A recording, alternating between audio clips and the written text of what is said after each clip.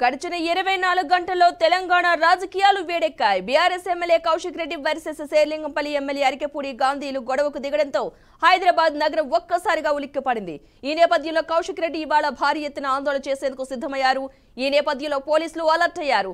MLA Arikepudi ఇంటి వద్ద పోలీసులు భారీ బందోబస్తును ఏర్పాటు చేశారు. దీంతో పోలీసులు రాష్ట్ర వ్యాప్తంగా ఉన్న బీఆర్ఎస్ కీలక నేతలను ముందస్తుగా హౌస్ అరెస్ట్ చేస్తున్నారు. మేడ్చల్ బీఆర్ఎస్ జిల్లా కార్యాలయాన్ని పోలీసులు ముట్టడించారు. శేర్లింగంపల్లి బీఆర్ఎస్ మీటింగ్ నేపథ్యంలో మేడ్చల్ జిల్లా అధ్యక్షుడు ఎమ్మెల్సీ సంబీపూర్ రాజు నివాసం దగ్గర భారీగా మోహరించారు పోలీసులు. దీంతో పాటుగా కౌశిక్ రెడ్డి ఇంటి వద్ద కూడా భారీగా మోహరించారు పోలీసులు.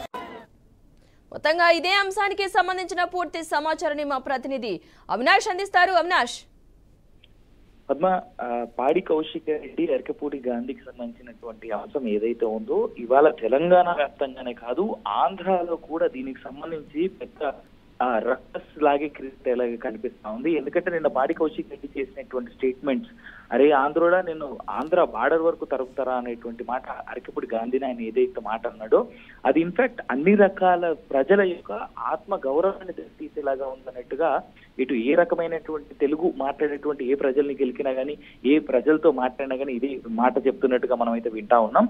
అయితే ఇక్కడ ఒక ప్రధాన అంశం మనం మాట్లాడుకోవాల్సింది ఏంటంటే తెలంగాణ రాష్ట్రం సపరేట్ అయ్యి ఇప్పటికీ 10 ఏళ్లు గడుస్తున్నా ఇప్పటికీ ఆంధ్ర తెలంగాణ అనేటువంటి సెంటిమెంట్ ని ఎందుకు వీళ్ళు వాడుతా ఉన్నారు అనేటువంటి ప్రశ్నకు సమాధానం పాడి కౌశిక్ రెడ్డి అలాగే బీఆర్ఎస్ పార్టీ చెప్పాల్సినటువంటి అవసరం ఉంది. ఇదే తరుణంలో ఇప్పటికీ 2 రాష్ట్రాలు కలిసి పనిచేయాలని చెప్పేసి మాట్లాడుకునేటువంటి రాష్ట్ర నాయకులను మనం చూసినటువంటి టైంలో ఎందుకు ఇతను పాడి కౌశిక్ రెడ్డి అంటే దీని వెనకాల కేసీఆర్, కేటీఆర్, హరీష్ రావు ఉండి కావాలనే రెచ్చగొడతా ఉన్నారా అనేటువంటి మాట కూడా చాలా మందిలో బయటికి వస్తా ఉన్నట్టుగా మనం చూస్తా ఉన్నాం. ఇంకో మాట మీకు గుర్తుంటే కవిత అరెస్ట్ అయిన తర్వాత కల్వకుంట్ల కవిత జైల్లో ఎప్పుడైతే తను ఉండిందో ఆవిడ కోర్టుకు వచ్చిన ప్రతిసారి జై తెలంగాణ అనేటువంటి నినాదాన్ని కూడా చాలా పెద్ద ఎత్తున మాట్లాడినట్టుగా మనం చూసాం. చాలా విజువల్స్ లో మనం మన ఛానల్లో కూడా చాలా సార్లు చూపెట్టడం జరిగింది. జైలు నుంచి ఆవిడ ఎప్పుడెప్పుడైతే కోర్టు వరకు వచ్చిందో ఆ కోర్టులో జై తెలంగాణ అనేటువంటి నినాదాలని వాడడం అంటే అధికారం కోల్పోయిన తర్వాత వీళ్ళలో ఉండేటువంటి ఏదైతే అధికారం లేదు అనేటువంటి భయం కానీ లేదంటే అధికారం లేదు అనేటువంటి పెయిన్ కానీ ఏదైతే ఉందో అది ఎంతలా వీళ్ళ బ్రెయిన్స్ ని డిస్టర్బ్ చేసింది అనేటువంటిది మనం గమనించుకోవచ్చు. అయితే ఇక్కడ ముందస్తుగా అరెస్టులు ఏవైతే ఉన్నాయో అరికెపూడి గాంధీ తనకు తాను నేను ఇంకా అపోజిషన్ పార్టీలోనే ఉన్నాను, నేను కాంగ్రెస్ పార్టీలో జాయిన్ అవ్వలేదని ఆయన చెప్పినప్పటికీ కూడాను ఆయన నిన్న చేసినటువంటి విధానం ఏదైతే ఉందో తన అనుచరులను తీసుకొచ్చి పాడి కౌశిక్ రెడ్డి ఇంటి పైన చేసినటువంటి దాడిలో ఇన్ఫాక్ట్ అక్కడ ఎంత నష్టం జరిగింది పాడి కౌశిక్ రెడ్డికి, తన ఇంటికి, అతను ఉంటున్నటువంటి విల్లాల కమ్యూనిటీకి అనేటువంటిది మనం చూసాం. దాంతో పాటు ఇన్ఫాక్ట్ మన బీఆర్కే న్యూస్ కి సంబంధించినటువంటి తోటి జర్నలిస్ట్ మీద కూడా అక్కడ ఉన్నటువంటి వ్యక్తులు చేసినటువంటి దాడిని కూడా మనం చూపాం. లైవ్ లో నేనే అక్కడ ఉండి చూపించడం కూడా జరిగింది. ఇన్ఫాక్ట్ నా మీద మన కెమెరామెన్ మీద కూడా ఆ గుడ్లు కానీ లేదంటే టమాటోలు కానీ వేసినటువంటి తరుణం మనం లైవ్ ఎక్స్క్లూజివ్ విజువల్స్ లో. సో ఇంత జరుగుతున్నా అంటే కేవలం అధికారం కోల్పోయిన తర్వాత వాళ్ళలో ఉండేటువంటి విధానం అధికారం 10 ఏళ్ల పాటు ఉండి 10 ఏళ్ల తర్వాత అధికారం కోల్పోతే ఏ విధంగా మనుషులు బిహేవ్ చేస్తారనేటువంటి అంశం అనేటువంటిది క్లియర్ గా పాడి కౌశిక్ రెడ్డిని మనం చూస్తే అర్థమవుతుంది.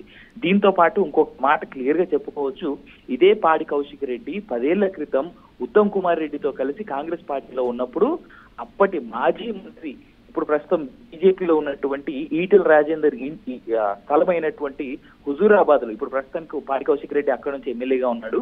అదే హుజూరాబాద్ లో ఇదే కాంగ్రెస్ పార్టీలో ఉన్నటువంటి ఉత్తమ్ కుమార్ రెడ్డితో కలిసి ఆ హుజూరాబాద్ లోనే ధర్నా చేస్తూ అరే కేసీఆర్ నీ మంత్రి యొక్క ఇలాకాలో ఉన్నాంరా నువ్వేం చేస్తారా అనేటువంటి మాట్లాడినటువంటి మాటల్ని కూడా మనం ఈ సందర్భంలో గుర్తు చేయాలి. అంటే రాజకీయ నాయకులు ఎప్పుడు ఒక పార్టీకి చెందినట్టుగా ఉండరు, పార్టీలు మారిన ప్రతిసారి ఒకలా బిహేవ్ చేస్తారనేటువంటిది ఈ సందర్భంలో మనం చూసుకోవచ్చు.